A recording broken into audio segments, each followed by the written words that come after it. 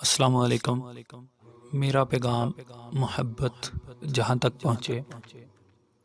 آج ہم اللہ کے نیک بندوں میں سے فقیروں کی بات کرتے ہیں، یعنی کہ اللہ کے فقیر رازوں کے امین کو کہتے ہیں۔ کن فایا کن کے وارث کو فقیر کہتے ہیں۔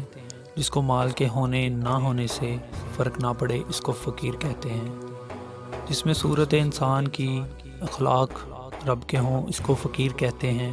جو ظاہر میں مخلوق سے مخاطب ہو اور باطن میں یار سے محو کلام ہو، اس کو فقیر کہتے ہیں۔ جیسے مخلوق کی مداخلت اور مذمت سے فرق نہ پڑے، اس کو فقیر کہتے ہیں۔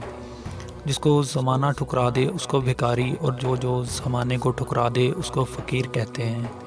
سنو لوگو، فقیر وہ ہے جس کی بات مکمل ہونے سے قبل مخلوق اس کی تعمیل کے لیے لپکتی ہے اور اس کے معاملے میں جاندار اور بے جان کو تحسیس نہیں۔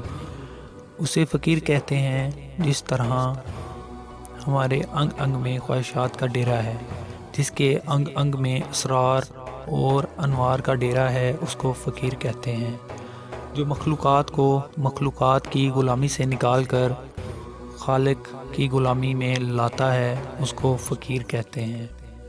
ایک دفعہ مولانا جلال الدین رومی تبریزی رحمۃ اللہ علیہ قاضی نجم الدین سنائی دیوان کے پاس کسی کام سے گئے تو نوکر نے کہا کہ قاضی صاحب نماز پڑھ رہے ہیں۔ تو مولانا نے پوچھا، کیا قاضی صاحب کو نماز پڑھنی آتی ہے؟ جب قاضی صاحب نے یہ بات سنی تو مولانا سے پوچھا، یہ کیسی بات کہی آپ نے؟ تو مولانا نے فرمایا کہ میں یہ بات اس لیے کہہ رہا ہوں کہ فقیر اور عالم کی نماز میں فرق ہوتا ہے۔ عالم اس وقت تک نماز نہیں پڑھتا جب تک وہ بیت اللہ کی سمت کا تعین نہ کر لے۔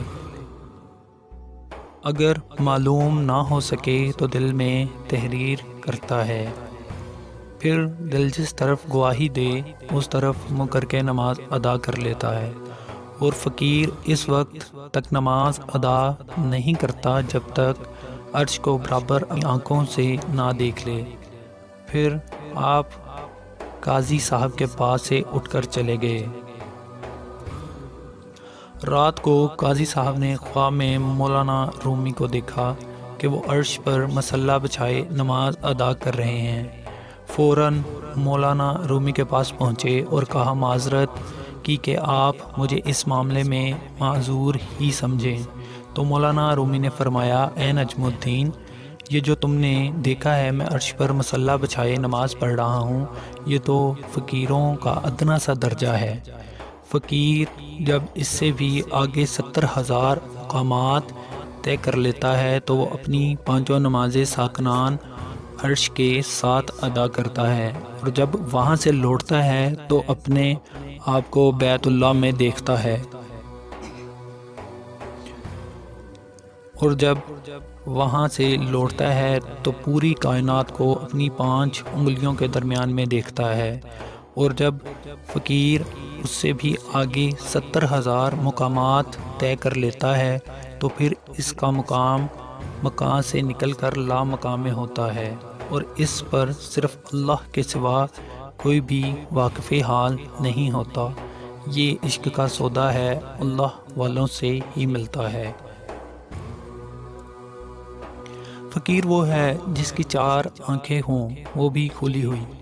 یہ 4 آنکھیں ہر ایک انسان کے پاس ہوتی ہیں، مگر 2 روحانی آنکھیں بند رہتی ہیں جن کو کھولنے کے لیے سرمے اور کاجل کی ضرورت نہیں، اور وہ مرشد کی طرف سے عطا کیا ہوا اسم اعظم ہے۔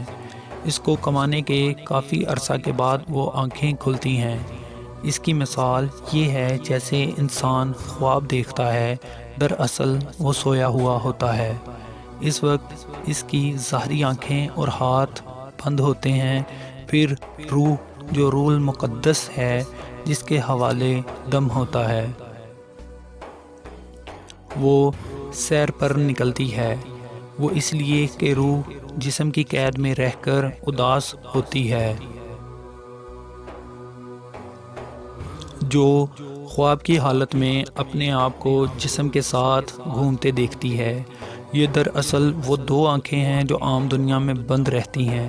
خواب کی حالت میں انسان کو اپنا جسم یاد نہیں ہوتا، اسے پتہ ہی نہیں ہوتا کہ اس کا جسم کہاں پر ہے۔ کسی بھی سیر پر ہو، ہزارہا کوس دور ہو، بیدار ہونے پر ایک دم جسم میں روح داخل ہو جاتی ہے۔ یقین کر کے یہ جان لو کہ آدمی یا انسان اس کا نام ہے جو خواب کے وقت نکلتا ہے۔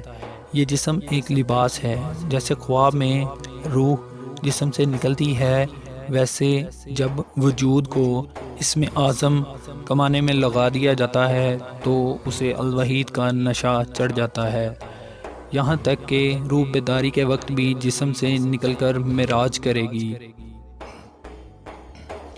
جو انسان جسم سے نکل کر معراج پر نہیں گیا، وہ اس جسم کی قید میں رہ گیا۔